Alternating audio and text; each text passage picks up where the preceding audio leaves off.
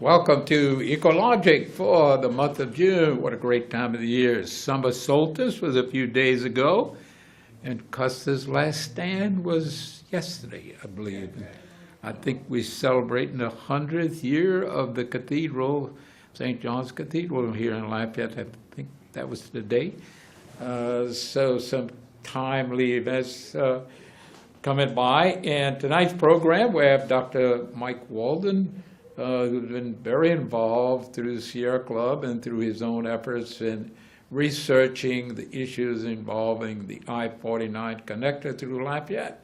So Mike, welcome, and welcome for all your work in researching what's happening and who it's going to affect and how it could lead to problems with the environment and so forth. Well, thank you, Harold, and thanks for having this show. This is, how many years have you been doing Ecologic? Gosh, I don't know. At least 20. Oh, wow. At least 20. So that's a good historical number to use, too. And it's the Boy Scouts are really the sponsor. The Boy Scouts are Troop 405, and one of my Eagle Scouts is directing and running all the equipment and cameras and so forth tonight. So it started off as a way that we could deal with the merit badge that involves cinematography. And so if a scout wants to produce a program in the Evangelary Council, we would welcome their input and welcome to dream up and design a program that we would have him kind of directed and work with our own scouts and make it happen. So I-49, this project has been around a long time. I guess it really cranked up 93, 94, so it's been around for 23, 24 years. Lawsuits have been filed over it. Presently there's lawsuits over it. So share with us some of your thoughts, Mike. Well, there are a lot of aspects to I-49. The EIS is, as you said, quite old, and I've tried to look through it. It's very long. It's about 400 pages, I believe. I was surprised to find how little there really is in the EIS. It's very long on generalizations. You know, we handle flood water by saying that it'll go to the bayou. Well, yeah, I mean, but does putting concrete over hundreds of acres, waterproofing this, does it raise the level of the bayou? And it's something that you have to deal with. I mean, this community has realized that all the parking lots we put up, we have to have retention ponds. Well, the bayou is the runoff of the bayou goes much quicker, rises the bayou much quicker and faster, and instead of, you know, your house might be flooded just for an hour, but when it's flooded an hour, that's as good as 100 days. Yes, and you would have expected, I would have expected when I first read the EIS that there'd be analysis in there, at least at the level of an undergraduate hydrology course, making a calculation of the extra runoff that would come in due to the project. And this plant had no retention ponds, whatever.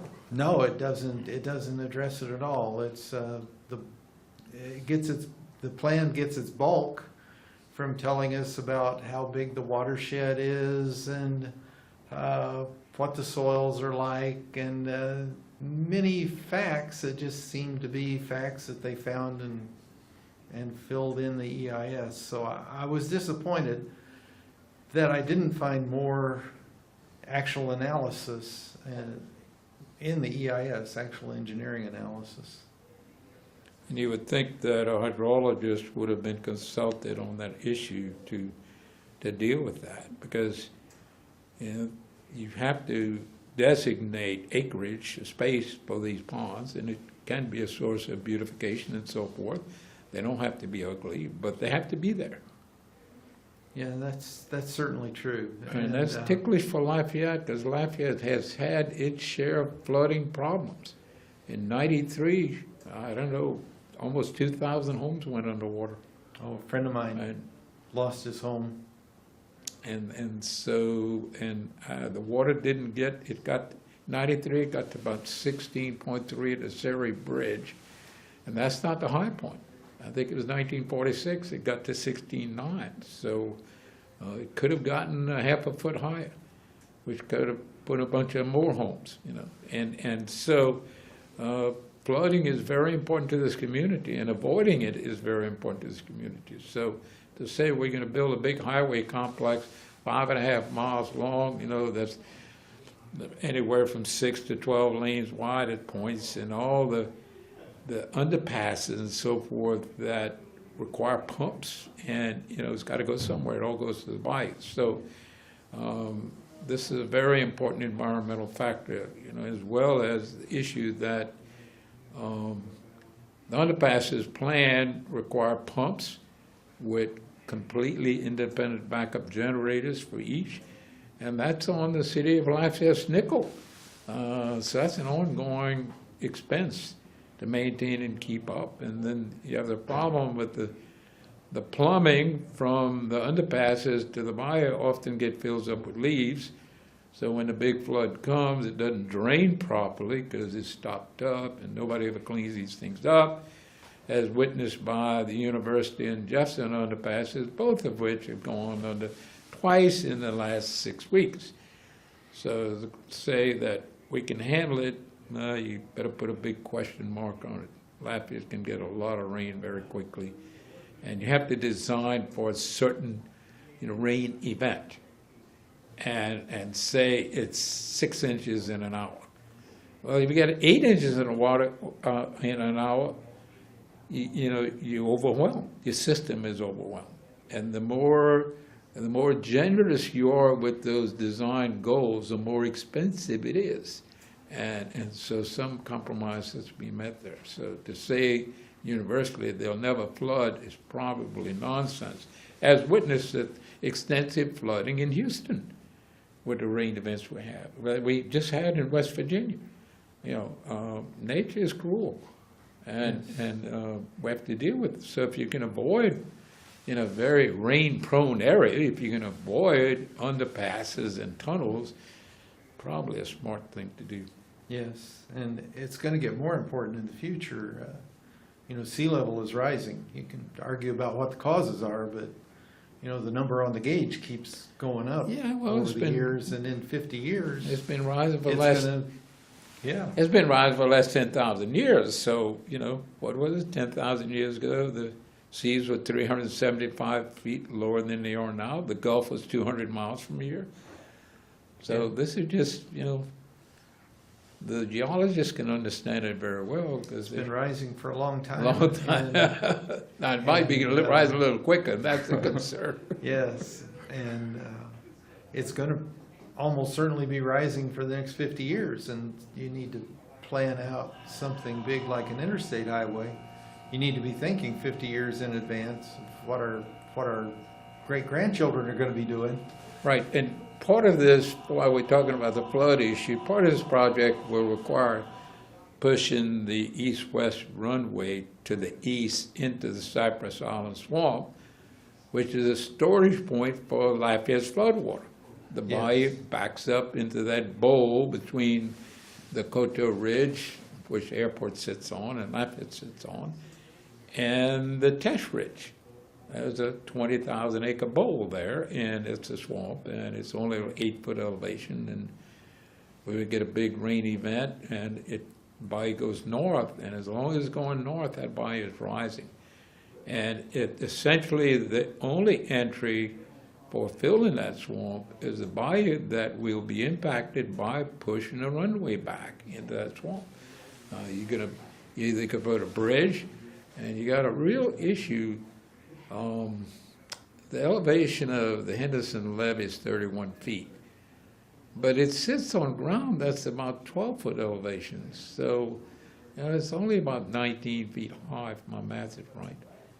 Now, the runway is 48-foot elevation, and to continue it over the swamp is only 8-foot elevation.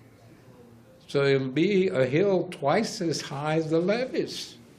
And it's got to go out there about 1,200 feet by some estimates. So this can have an enormous impact if you use an earthen berm to do it, and you not only have to build the runway, you have to build the taxiway, and then you have to build the overrun basin, which they're in the process of building now. And so it's not just the extra 1,200 feet. You have the overrun basin, that's about 300 feet. And then you have to have a road. You have to have a road around that it. goes around the that end of the maintain the runway. lights and all that, Yes. absolutely. Yeah, and these are all FAA regulations. You're dealing with aircraft safety, which cannot and should not be compromised. So that's a tough issue, and I think the plan now for the Airport Commission is to do a separate environmental impact study on that item alone, which is really part of the I-49 connector and should not be broken out of an EIS. It's what they call piecemealing, am I right on that? Yes, legally, you're not allowed to piecemeal An an EIS. environmental impact statement. Right, and that's been tested in court. Yes. Yes, yeah. If I remember right, it might have been a Louisiana case. Where you wanted to build a 5-mile canal, so you put in 5 permits of a mile each. Yes. And each one you say doesn't really cause It much doesn't- harm. It doesn't hurt much harm because it's only a mile. Yeah, that's the whole point, right? Yeah, So, But, and then we have, right next to the airport is the old Lafayette landfill, which was in the 30s and early 40s. I can barely remember it operating, which was something they burned all the time, and they could dump any and everything. And the railroad used it as well as the community. So what's in there, nobody knows. And, that's always a big concern for groundwater, these old landfills. If you're dealing with the threats to an aquifer, the first thing you want to do is identify and map those old landfills. Now, the university's Surrey interchange, some of the ramps will go right through that. So big question mark about how you handle that, how you drive pilings through a landfill. yes, and the plan is. It might be stopped by a Model T. Well, the plan is to depress University below ground level in Oh, order wow. to keep the full height of the interchange lower. Wow. So University will be depressed and below ground level. So there could be problems going through that dump, and there could also be problems with seepage coming out of the dump into the embankments on into the the sides embankments, of the yeah. depressed University. Yeah. Yeah, no question about that. So, and then one of the big issues is the rail yard itself, which really started operating in 1875, but then went to a major operation of overhauling the trains in a roundhouse in 1882. And environmental concerns for chemicals were just not very great in 1882. And the process they used and began in 1882 essentially was carried all the way up to about 1960. Cleaning the trains, washing them, how they cleaned them, they repainted them, they fueled them, every train coming through. We had 10 trains a day, passenger trains that landed in Lafayette, 5 from New Orleans to Houston, and 5 vice versa. And there was a refueling point just for those passenger trains. And you couldn't bring the train to the filling station, so to speak. So the rail yard had to bring the fuel and the water and the sand to where the train stopped ordinarily.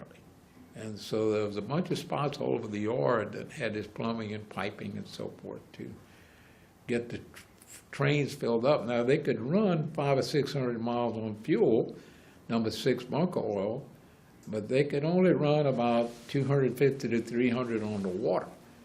And it was very critical that they didn't run out of water, because if they ran out of the water, that meant the train had to go into the roundhouse. You would blow the plugs at the bottom, and And that required replacing the plugs and sometimes the whole boiler tank. And so there were 8 tracks, I think, in the roundhouse, and each could handle 2 cars, so they could work at 16 at a time. So very big operation, went on for many years, employed lots of people in Lafayette, and was a major factor in the economy of Lafayette, making Lafayette grow. I've been impressed at what a big part of our history it is and how much that history is just lost today. And, other communities have kept some information about this sort of thing in their local museums, but I really haven't seen the history of the rail yard and railroad work being documented here in Lafayette. There's very little, looking for it, there's very little to be found, even good photographs are minimal, and it was amazing, as big as it was a part of Lafayette's economy, that we didn't know more of, didn't have more of a historical recordation. How many people worked there, how many trains did they support, And one of the biggest rail lines in the country was between Houston, Galveston, and New Orleans. That was connecting 2 major shipping ports, and all the stuff that came down the Mississippi could get on a rail and go into Houston and, move into ships going around the world, Houston and Galveston. So very important part of our economy. And of course, the rail yard advanced Lafayette. We I think worked out a deal with the railroad to build a power plant that would not only power up Lafayette, but the rail yard itself, and that was the Grant Street Power Plant, which is another big environmental problem beyond the rail yard. The Grant Street Power Plant operated from 1897 to 1953, and it used the same boiling process as the trains, the same fuel, and it was 103 megawatts, which was an enormous amount of power for a little community of Lafayette in 1897. Probably had 3,000 or 4,000 people in it, maybe 5. And so let's see if we can take this call. You on the air? Can we help you? Oh, yes. I'm trying to reach Ecologic. You got it. Oh, I'm sorry. Hey, Roger, come in, world. We here. Yeah. I tuned in a little late. I wanted to ask Dr. Waldon something. What I might have missed this. What is Dr. Waldon's background? We're keeping it secret. I'm sorry? He worked for U.S. Fish and Wildlife here in Lafayette for many years. Yes, Yeah. I worked for 12 years with the U.S. Fish and Wildlife Service. My major focus was on the Everglades, although I spent part of my years working here out of the Lafayette office. Before that, I was a professor at University of Louisiana here in Lafayette, and before that, I was a professor at LSU in environmental science. And I used to be a professional engineer, licensed professional engineer in environmental engineering. I didn't keep my license after I retired, so I'm no longer a licensed engineer. For the federal government, I was called a hydrologist. Okay, I see. I wanted to ask you if you could comment on the what I've been hearing with the connector project about the cut and cover plan, and what is your take on that, if you don't mind? Thank you. Thank you, Roger. Thank you. Yeah, I've got really great hesitation about the cut and cover plan. As we were discussing the rail yard, the cut and cover plan would go through the length of the rail yard, digging a wide swath, about 12 feet deep, I believe, and the width of a 4-lane interstate, Six. 6-lane interstate, and whatever other lanes you need to have the entrance and exit ramps that would widen it even more. And that's all going through contaminated soil. The actual levels of contamination aren't really characterized because the studies haven't been done, or at least aren't available to tell us exactly what's there. But we know from rail yards that there are some really problematic materials there. There's from the tracks, from the railroad ties, there's arsenic, almost certainly present. There is all over the country where there were old railroads. The arsenic was used to treat the wood, and it was also used as an insecticide back in the days before we had DDT. So there's very high levels of arsenic in most rail yards.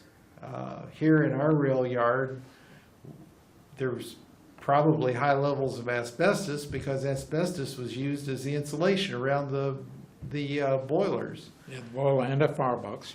Yeah, okay. Because this was a major place for repairing the engines, a lot of that asbestos almost certainly was disposed of here. Back before the 1940s, even the 1950s, it wasn't as well known what a massive problem asbestos is. You know, in World War II, we had ships that had a lot of asbestos in them to fireproof them, and that was good. It worked well as a fireproofing, but the workers who worked with asbestos were very badly affected. And asbestos is an unusual toxic material, carcinogen, because there's no known limit to the amount of exposure that will cause you to get cancer and asbestosis. So exposure to asbestos is a really big problem. So as we go... There's no acceptable level of exposure. That's exactly the way to say it. Yes. So as we go digging out here, asbestos really isn't a danger when it's just buried in the ground. It's basically You a drill rock. into it. Yeah, but if you dig it up, there's almost certainly going to be dust, and that dust is going to contain asbestos.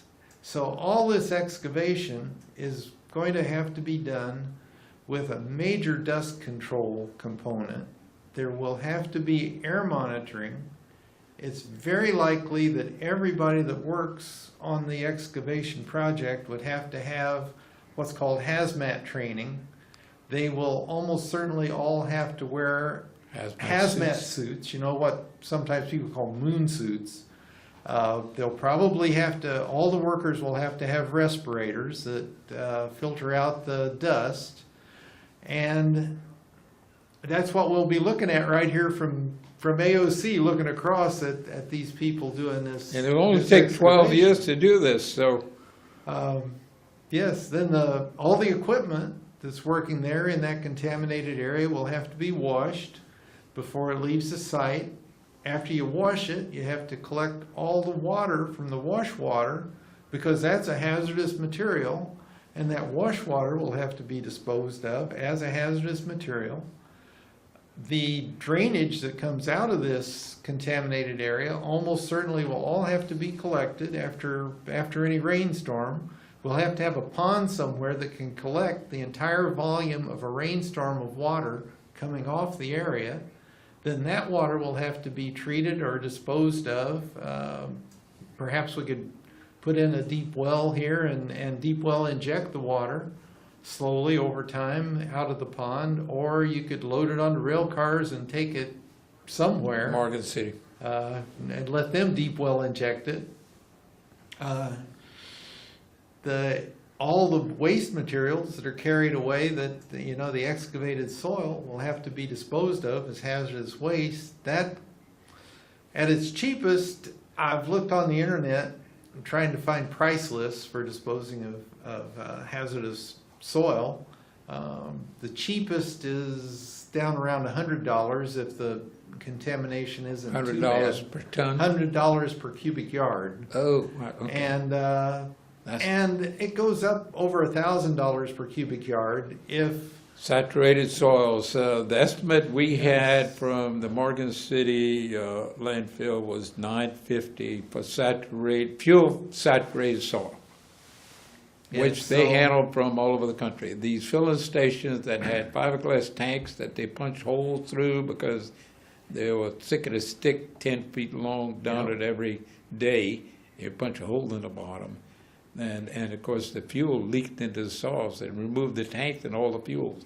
And there's only a couple of places in the country that was taking that. And that was, one of them was here in Louisiana at Morgan City, Bateman Island. So basically, if you figure out how many cubic yards of material they're going to have to remove to do the cut and cover, it's going to be incredibly expensive to excavate that as hazardous material. And they can't Dispose of use it as that hazardous material waste. to put as a cover. Exactly. They'll have to bring in fresh, Fresh, clean. fill that they get from somewhere to use. So it's I just question whether there's any economic or environmental feasibility to doing the cut and cover option. Other problem with cut and cover is that it gives you even less hydraulic gradient to get the roadway to drain. And of course, hurricane evacuation is one of our big reasons for building this. If the roadway won't drain when you've got a really hard rainstorm, the value of the roadway for hurricane evacuation is zero. And if beyond that, you've also degraded the local streets, as is in the plan to degrade things like Evangeline so that it can't carry as much traffic, we'll have a much worse rather than a better situation for hurricane evacuation. So my answer is I'm very skeptical about cut and cover. Then you have the issue of hazardous materials, gasoline, butane, diesel fuel, liquid chlorine, a lot of bad stuff moving on those trucks. And they really shouldn't go through a tunnel. Oh no! If you enter most cities like Mobile? coming back from Florida, going into the tunnel there at Mobile, the sign says hazardous cargo, take this exit. So it's likely that we will have to not allow hazardous cargo to go on that cut and cover roadway. Maybe we I could don't run know them on where we're gonna Ambassador. do it. We could run them on Ambassador. Yeah, the Maybe hazardous around, cargo yeah. will have to go on Ambassador or on the degraded Evangeline Thruway. Yeah. That's a very serious problem.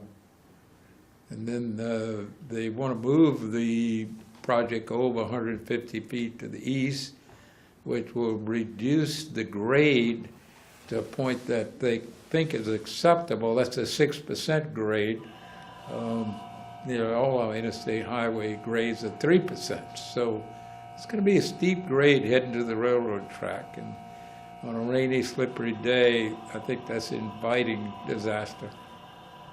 Yeah, and particularly at interstate speeds, Yes, Like, right, yeah. people will be moving. I've heard some people say, well, all that hazardous cargo goes through Lafayette right now, but it goes through Lafayette at 35 miles an hour. That's right. When it's moving at 70 and other people are going 80, that's quite a difference when you have an accident. Yeah, and then there's no backing out, and there's no going forward, and the Right. tunnel traps all the fumes and everything in it. Yes. Not to mention the rain problem. So, and that whole concept is an entirely new design, which, when this issue went to federal court in '04, the defense, we claimed the alternatives were insufficient to meet the alternative requirements of the National Environmental Policy Act. The argument was made by the lawyers for DOTD that the 6 alternatives in the environmental impact study were the only alternatives that met the need of safety and transportation.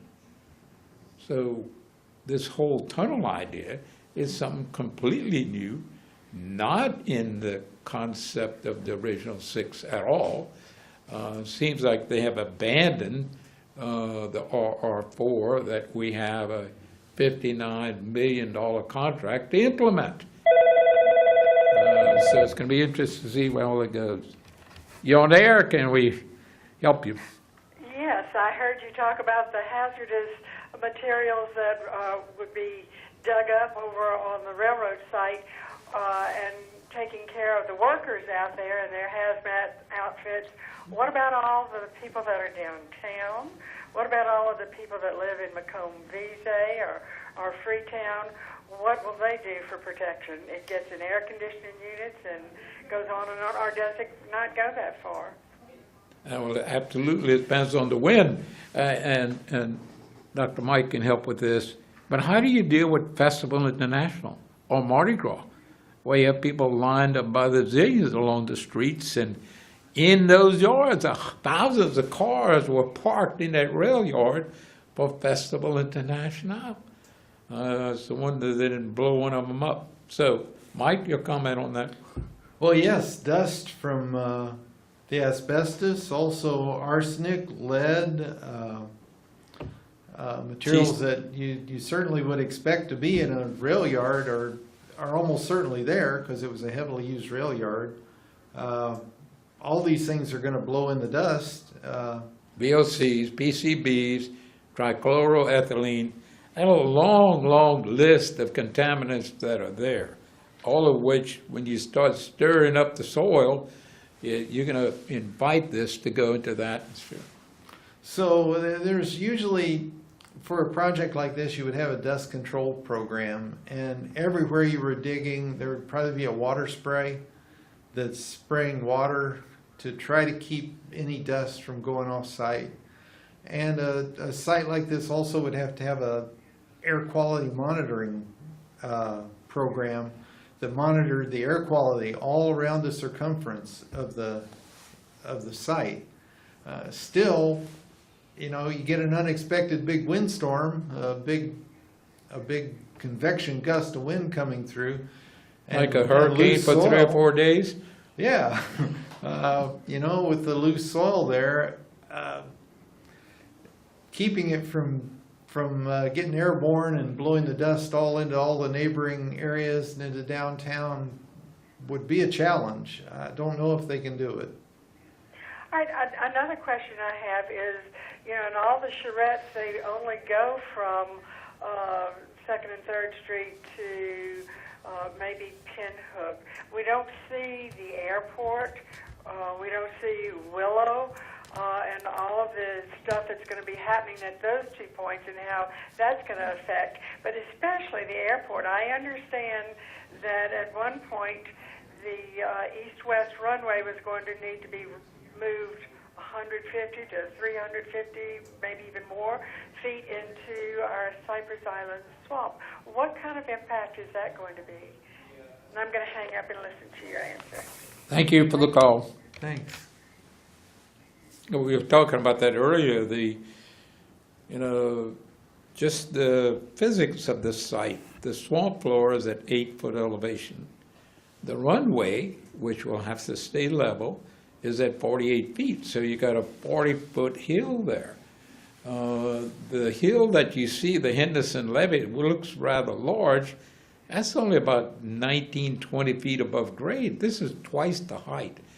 So it's going to be really sticking out in that swamp, and the cost of doing it is phenomenal. But the environmental risks are certainly there, affecting the bowl that essentially stores Lafayette flood water. That's going to be interrupted and changed. That's going to be done. But, and Mike's the hydrologist. He can share with us how changing that bayou and changing the sheet flow in that swamp drastically could raise water levels in Lafayette that should be thoroughly and completely investigated. So, Mike, you might talk about that? Yeah, well, you're certainly going to lose storage in the swamp when you fill it with many feet of fill. Also, just the feasibility of doing that is questionable. Already, it tells us in the EIS that the airport attempted to extend the runway 200 feet, and they had so much subsidence problems that they abandoned that extension. So now they'll have to go back, and instead of doing the 200-foot extension, the EIS says I'll have to do a 350-foot extension. I've tried to redo the calculations. This is another of my disappointments in the quality of the EIS. I would have hoped that they would have shown their calculations and shown what data they used to get that 350-foot value. They repeat it multiple times throughout the EIS, but they never tell you how they calculated it. When I've tried to go back to the FAA guidance and do the calculation myself, I get a much bigger value. And so I believe that instead of 5 acres, they're going to have well more than 35 acres, maybe 50 acres. It depends on how long the embankment has to be that goes down the sides of this huge amount of fill that they've got to put in. And also, The gradient there's of going to this- be problems with subsidence on the end of the runway. This is swampland you're building on. Yeah, how do you It- stack it 40 feet? consolidates. How do you stack 40 feet of material on low-density organic soil? It just doesn't stack very well, unless you go out and dredge it out and go to the hard pan clay, which might be 20 or 30 feet down. Now you got a field that's 60 or 70 feet, which all has to be compacted. It can't, the strongest part of the runway is the first third on each side, depending on which way you're landing. That's where your concrete is something like 3 times thicker than the middle, because that's taking the impact of a landing aircraft that weighs jillions of pounds. So you're putting all that load on the swamp. When we got it up on the hill, it's fine.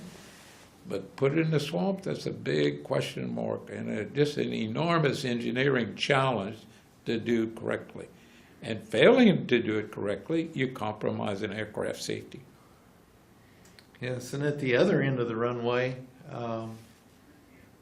the idea of building tall structures on the periphery of your airport just is a bad idea. Right, even though you can say, well, we'll move the runway back so we meet minimum federal safety requirements, still you're just meeting the minimum federal safety requirements. You on the air? Can we help you? Hello, you on the air? Hello, good afternoon, gentlemen. I appreciate y'all taking the time here today, and I know today's comments are really on the connector and environmental issues that we're faced with here in Lafayette with that, but we also need to look at the impact that it will have not only for Lafayette but the surrounding parishes as well as the state and the rest of the country once we figure out where it actually needs to go, which the EIS has determined that, and other things.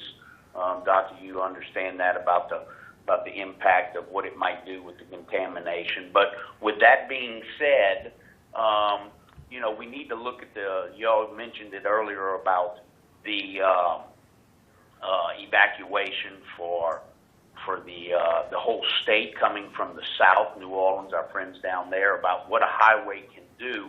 Many people remember sitting in traffic for hours or even days coming through Lafayette, but that's one for for evacuation, the economic impact that will have on this area as well as the entire state. So those are some of the positive things that we have to. And the good thing about today is that we have all the things that y'all are addressing about environmental contamination, other things that are positive, that we can affect those things. So I'm going to hang up and listen, but I just wanted to make that comment of what this will do for our state as far as bringing good things, moving people, moving goods, and services throughout the state. And I thank you for your time. You bring a very valid point up, and that is that this this issue goes far beyond Lafayette. It's the people who use it in commerce every day, people who are going to get out of harm's way because of hurricanes, and that includes the 19,000 people who work offshore, who all come ashore when a hurricane hits the Gulf. They all land on shore, and they're stuck on this highway. And it took like 10 hours to go from Franklin to Lafayette. And so your point is so valid that it's far beyond the neighborhoods of Lafayette. It affects all of South Louisiana. It has an effect on the entire state and the people who would want to use these roads to just to travel, to engage in commerce, and to get out of harm's way during a hurricane or storm. Mike? Yes, that's very important. It's going to be important during construction too. That's a big reason that I support building one of the two bypasses, or maybe both bypasses, around Lafayette. The first, if we go through Lafayette on an elevated roadway through Lafayette, I'm just afraid that's not really a very resilient way to make a design. All it's going to take is somebody running out of gas during the hurricane evacuation up on top of that bridge, and you're going to lose a lane, at least one lane. Yeah. And if somebody rear ends the next guy ahead of them because that guy has stopped, run out of gas, you maybe are going to lose 2 of your lanes. And you only have 3 to move the traffic out. Right, so long bridges just aren't a resilient solution for emergency evacuation. And we see that all the time on the Atchafalaya Bridge. A friend of mine used to commute here to Lafayette from Baton Rouge, and she used to carry her fishing pole with her because she was an avid fisherman, and she always liked to go fishing whenever the traffic stopped on the Atchafalaya Bridge. I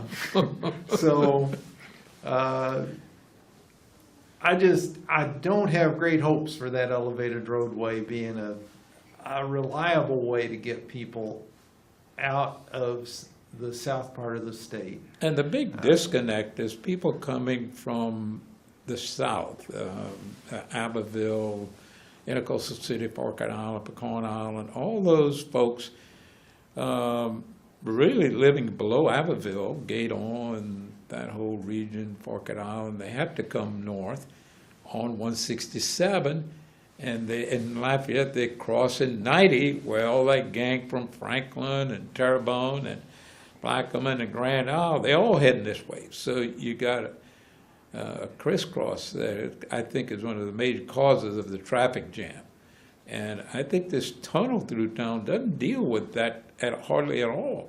For 167, they end up wrapping, with the cut and cover, they go over the railroad track on Johnson at grade, and then they go over this cover, and they loop all the way almost to Willow Street before they get back on the interstate. And on small roadways, almost like service roads. So that's a major corridor, and addressing how those two, 98 and 167, connect is super important for hurricane evacuation. And I don't think they've addressed that very well. So very important that your point of this issue goes far beyond the neighborhoods of Lafayette, and downtown Lafayette is very valid and a very important point. Yes, and if you look at the proposal for the so-called LRX, the Lafayette Regional Expressway that goes west of Lafayette, it would pick up that traffic that's coming on 167 up out of Abbeville. It would take them up to I-10, Yep. or further on up to I-49 north of Carencro. It would keep them from mixing with the traffic that's moving around in our city because of the hurricane, and the traffic coming up I-49 already into the area. So And we would that- just suspend the toll, right, when the hurricane I would evacuator comes hope, I would through? hope that it would be suspended. Do you during really think hurricanes. the That's- bureaucracy works that well? Well, I used to live in Florida, and they actually would suspend the tolls during hurricane evacuation there. So I think they would do that here. Hopefully they would. And then the Tesh Ridge would be also an excellent option for hurricane evacuation. You're on air, can we help you? Harold, Herbie Schilling. Yeah, good to hear from you, sir. I was just changing TV, and I saw you on TV and listened to y'all briefly, and I've sat here idly watch what's going on, and I drive through the Vanessa Thruway to work and back from work, cross it, go down it, and it's an absolute embarrassment to the city of Lafayette, to the Acadiana region, and something absolutely needs to be done. It's an interstate system, and unfortunately the options are you raise it to, 2 to 3 feet, or you raise it as high as you can. And I understand the concerns of the neighborhood, but I think the wall of the neighborhood would cause a blighted area that would be absolutely irreparable. So therefore, the only option we have is to go up. And the option of remaining as is not an option in my opinion. And I just wanted to speak up because I've sat here way too long and listened to people 25 years trying to stop this project, and it needs to go forward. No question it needs to go forward because a lot of issues that demand and require it. It's a very important economic issue for the Port of Iberia, for the Port of St. Mary, and, you know, people try to do business constantly between St. Mary, Iberia, Baton Rouge, all that connection. And the current plan is to go up. That is the RR4 that we have committed $59,115,000 to put in place. That evidently has been stopped. I don't know what's going to happen to the 59 million. And taking its place is not, a choice of 19 other alternatives. And how that will land, we just don't know. But I can assure you that our goal in building, just working out a plan for the Tesh Ridge was to allow this project to happen. And that was a direction of a Secretary of DOTD that said, if you want to finish, this is on a boat trip with the Corps of Engineers, a low water inspection. We weren't inspecting much except the ice cream down in the galley. But he made the comment that we need to find a way through or around Lafayette for around 300 to 400 million. If you want to fund it with interstate highway funds. Now, if you want to fund it with state funds and local funds with a toll, you can do anything you want. But if you want to, it has to be built for around 15 to 25 million a mile. And to finish it to New Orleans, about $1 billion available. If you spend $2 billion in Lafayette, it'll never happen. And so the goal of... Harold, you know the government has more money than they know what to do with. And our job is to get our fair share. We've never got our fair share. The economic engine of this community is I-10 and I-49. And if they were properly developed with 6 lanes, frontage roads, we would create jobs that these people never were afforded the opportunity. Sure. Yep. Right. You're right. And thank you so much for your input, Herbie. Good hearing from you. Yes, sir. Okay, Harold. Thank you. And, you know, for them to abandon the elevated bridge, it's just you know, I think that's a tribute to the downtown folks that realized this would really be bad to build 4 underpasses. And the history of the underpass is pretty clear. You can go look at the Jefferson underpass, and there's nothing there anymore. That was the most economically viable spot on Jefferson Street, was the railroad track crossing.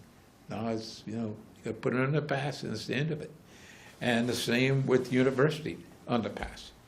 And so to build an underpass at Simcoe, a split underpass at Second and Third, and a new one at Jefferson, and an enormous 2,200-foot underpass at Johnson, Louisiana Avenue, would have enormous economic impact in a negative way for residential properties, for commercial entities, all in the downtown area.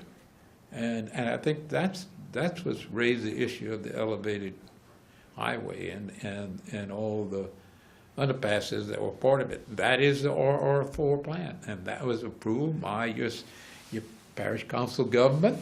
It was approved by DOTD, and it's got $59 million to put in place, which apparently has been stopped. But I can't get any verification of that. Well, I've also I'm very skeptical of how well those underpasses will operate when there's really big rainstorms. And of course, you tend to get really big rainstorms when there are tropical storms and hurricanes coming in and people are evacuating.